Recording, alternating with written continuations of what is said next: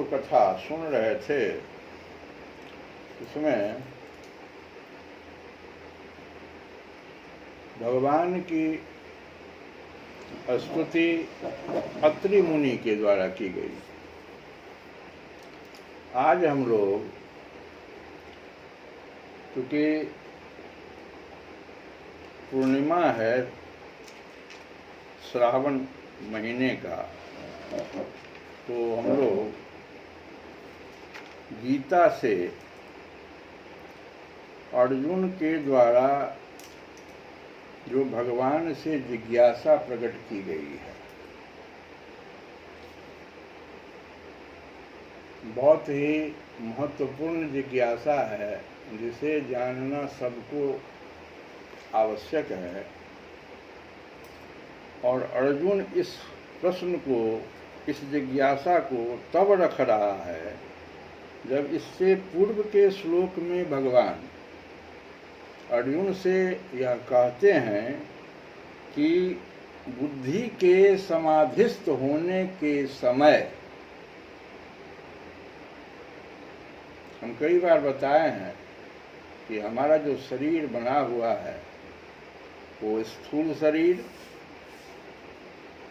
और इसका भी बनावट पंच महाभूतों से,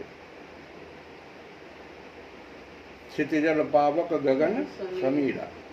फिर इसमें 5 ज्ञानेंद्रियां, 5 कर्मेंद्रियां और 5 तन्मात्रा, तो 15, 5, 20 और 4 जो बहुत ही महत्वपूर्ण हैं, जो कि हमारे अंतर मन को बनाते हैं, अंतःकरण का निर्माण करते हैं। अंतःकरण जिसको हम कहते हैं, चित्त, बुद्धि, अहंकार और मन। भगवान इस अंतःकरण पर कहते हैं अर्जुन को ध्यान देने के लिए। क्यों इस पर कहते हैं ध्यान देने के लिए? बहुत विचारणीय प्रश्न है। कहते इसलिए हैं क्योंकि कहते हैं कि बुद्धि के समाधिस्थ होने के बाद तुम योग को प्राप्त हो जाओगे। भगवान कहते हैं अर्जुन से इससे पूर्व के श्लोक में कि तुम्हारी बुद्धि जब समाधिस्थ हो जाएगी तो तुम योग को प्राप्त हो जाओगे। क्या है योग? क्या हुआ? समाधिस्थ क्या हुआ? और इन दोनों प्रश्नों को जब अर्जुन समझ लिया तब अर्जुन पुनः जिज्ञासा प्रकट कर रहा है, जो हम आगे कहने वाले हैं। पहले तो इसको समझे हम लोग कि ये जो अंतःकरण है ये क्या क्या कर रहा है हमारे साथ। कहते हैं कि भगवान एक शब्द का प्रयोग करते हैं जिसमें कहते हैं कि सर्वान कामान। तो सर्वान क्या हुआ, कामान क्या हुआ? इन दोनों शब्दों को समझे पहले। सर्वान मतलब हुआ कि इस लोक या परलोक में जो कुछ भी गतिविधि परलोक प्राप्त करने के लिए, या इस लोक में जो हमारी गतिविधि होती है, परलोक प्राप्त करने की भी हमारी जो गतिविधि होती है उसको विशेष गतिविधि कहते हैं। इस लोक में जो हमारी साधारण गतिविधि है वो कामनाओं की पूर्ति के लिए है। तो इन सबों को मिलाकर के सर्वान। कामान, तो कामान जो होता है वो भी 4 प्रकार की बतलाई गई है शास्त्रों में। वासना, अस्पृहा, इच्छा और तृष्णा, 4 प्रकार की कामना होती है। अब इसको समझिए। कामना तो हम लोग बहुत बार कामना करते हैं, लेकिन कामना भी 4 इसके भेद हैं। अब देखो कैसे कैसे इसका स्वरूप स्पष्ट दिखाई पकड़ में आता है। इसका स्वरूप स्पष्ट दिखाई पड़ता है जब हमारी इच्छा व्यक्त होती है, अन्यथा छुपा हुआ रहता है। ये कामान जो है छुपा हुआ रहता है। ये वासना के समय छुपा हुआ है, इसका स्वरूप दिखाई नहीं पड़ रहा है। जैसे हमारे पास कुछ वासना है, आप लोग नहीं देख पा रहे, जब हम इच्छा व्यक्त करेंगे तब आप समझ जाइएगा कि वो क्या करना चाहता है। तो ये वासना जो हुआ, जैसे स्त्री, पुत्र, धन, मान, प्रतिष्ठा आदि अनुकूल पदार्थों के बने रहने की ये वासना, और प्रतिकूल पदार्थों के नष्ट होने की जो राग द्वेष जनित, इसमें राग भी है और द्वेष भी है इस वासना में, समझ लो। तो राग द्वेष जनित सूक्ष्म कामना, इतना सूक्ष्म जिसका स्वरूप विकसित नहीं हुआ है। स्वरूप होगा तब ना अक्सर हम देखेंगे, स्वरूप अभी विकसित नहीं हुआ। ये हुआ वासना, ये कामना का पहला स्वरूप यही है, जो एकदम विकसित नहीं है लेकिन है, पहचान नहीं पा रहे हैं हम हमारे आगे जो आए हुए हैं मनुष्य, उसको किस वासना से मेरे पास आए। भगवान भी इसी चीज को देखते हैं भक्त में, कौन वासना से ही आया है, राग द्वेष जनित है क्या। दूसरा है अस्पृहा, ये सब कामना के भेद बता रहे हैं। अस्पृहा क्या है? किसी अनुकूल वस्तु के अभाव का बोध होने पर जो चित्त में ऐसा भाव आता है कि अमुक वस्तु की आवश्यकता है। फिर से सुनिए, किसी अनुकूल वस्तु के अभाव का बोध होने पर, अनुकूल वस्तु, अभाव, बोध होने पर जो चित्त में ऐसा भाव आता है कि अमुक वस्तु की आवश्यकता है, उसके बिना काम नहीं चलेगा, यह वासना की अपेक्षा विकसित रूप है, यही अस्पृहा है। इसमें स्वरूप थोड़ा सा वासना से विकसित हो गया है, ये अस्पृहा कहलाता है। और इससे भी एक कदम आगे है, जो कामना है वो इच्छा है। जिस अनुकूल वस्तु का अभाव होता है, उसके मिलने की और प्रतिकूल के विनाश की या न मिलने की प्रकट कामना, इसमें स्वरूप आ गया मेरे सामने, कामना प्रकट हो गई, इच्छा, यह कामना का पूर्ण विकसित रूप है। और चौथा तृष्णा, स्त्री, पुत्र, धन आदि पदार्थ यथेष्ट प्राप्त रहते हुए भी जो उनके अधिकाधिक बढ़ाने की इच्छा जो हमारी है, ये हो गई तृष्णा। यह कामना का बहुत स्थूल रूप है, जैसे हमारा ये स्थूल शरीर है ना, इस प्रकार का यह है तृष्णा। भगवान कहते हैं कि सर्वान कामान परित्यज्य, अर्जुन से कह, बुद्धि तुम्हारी समाधिस्थ कब मानी जाएगी? पहला शर्त भगवान ने रखी। कोई भी व्यक्ति देखे कि हमारी बुद्धि क्या योग में स्थिर हुई है, जिसका हम ध्यान कर रहे हैं, वहां पर स्थिर है हमारी बुद्धि। अब क्या बता, अंतःकरण 4 चीजों से बना हुआ है, चित्त, बुद्धि, अहंकार और मन। और ये मन कहाँ है? ये कामना कहाँ है, कहाँ रहती है? कामना का स्थान कहाँ, निवास स्थान कहाँ? देखो ध्यान से देखो, कामना का निवास स्थान मन है, इंद्रियां है, बुद्धि है। सबसे गहरा संबंध इसको मन से है।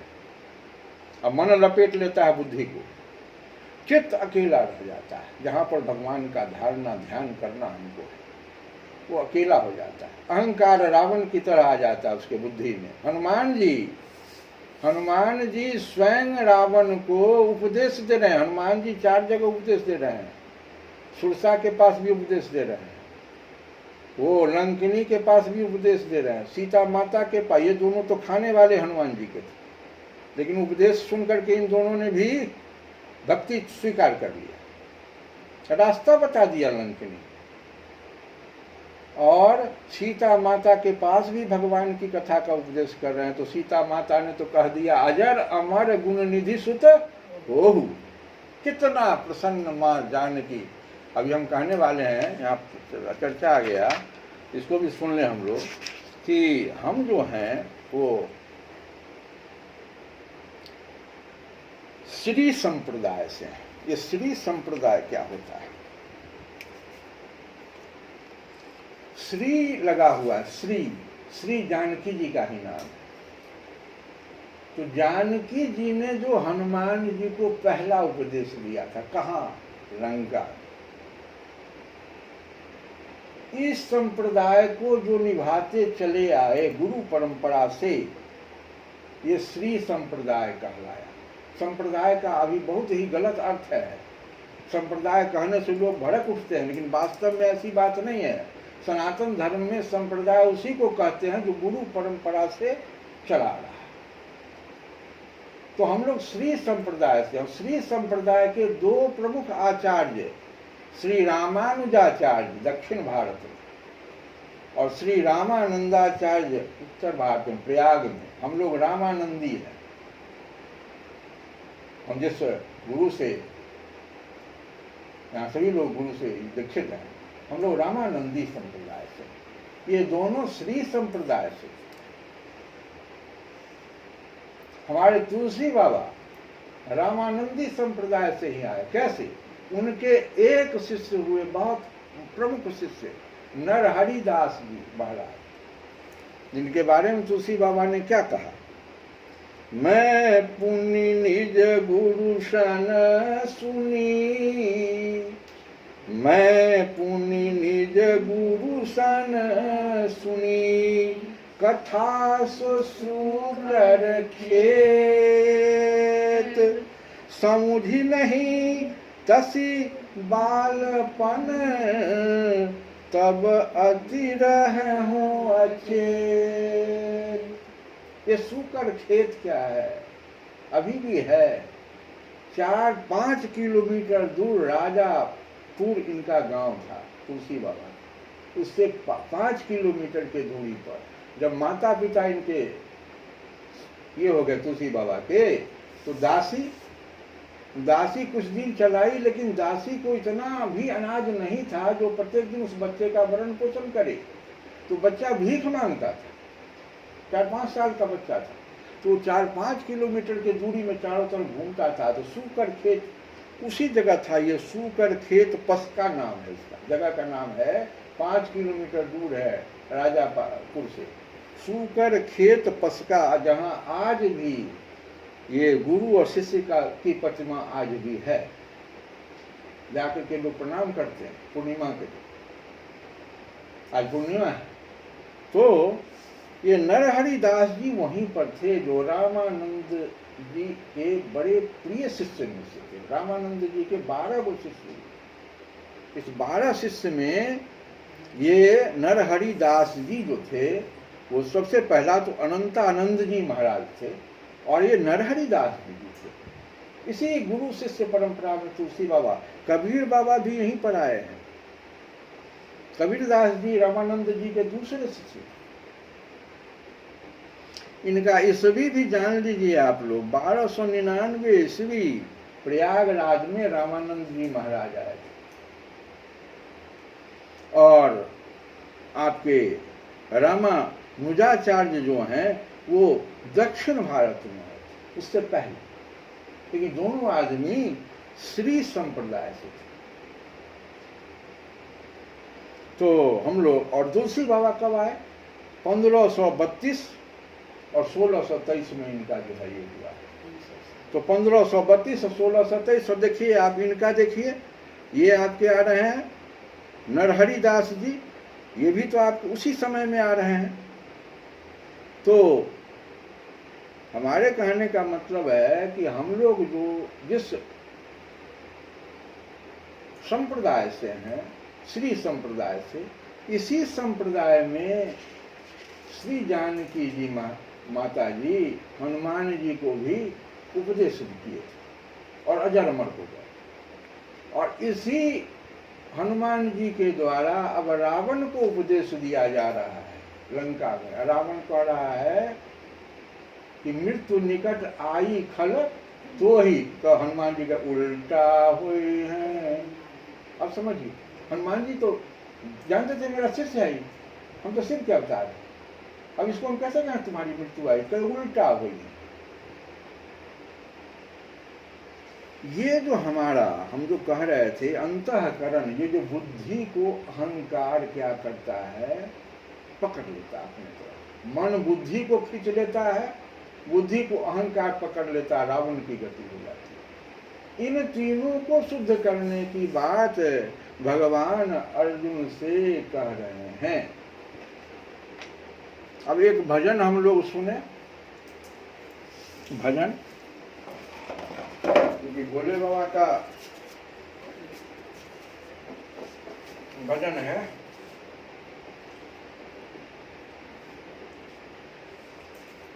तो भजन है हमारा, पकड़ लो हाथ भोलेनाथ नहीं तो डूब जाएंगे। पकड़ लो हाथ भोलेनाथ नहीं तो डूब जाएंगे। और शरण में आई हूँ भगवन मुझे अब तो बचाएंगे। यही भजन है जिसको हम लोग सुनेंगे।